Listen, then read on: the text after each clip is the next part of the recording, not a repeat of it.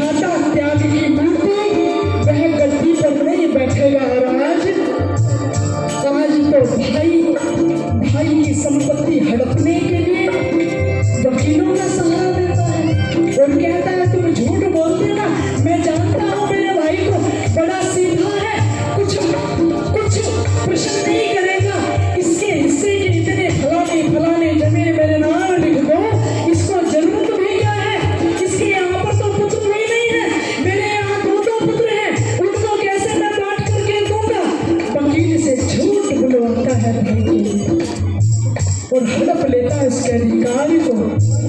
भाई शब्द का मतलब होता है भाग। तुम्हारे आगे भाग का हिस्सेदार है, तुम्हारी जननी की कोख से पैदा हुआ है। उस भरत पर मैं शंका नहीं कर सकती, गद्दी पर नहीं बैठेगा। दूसरा वचन मेरा सुनो, आज माता कुमाता हो गई दुर्बुद्धि के कारण। ऐसी दुर्बुद्धि मंथरा से बचना जो तुम्हारे हृदय में निरंतर विद्यमान रहती है। मैया निर्माता हो तुम, निर्माण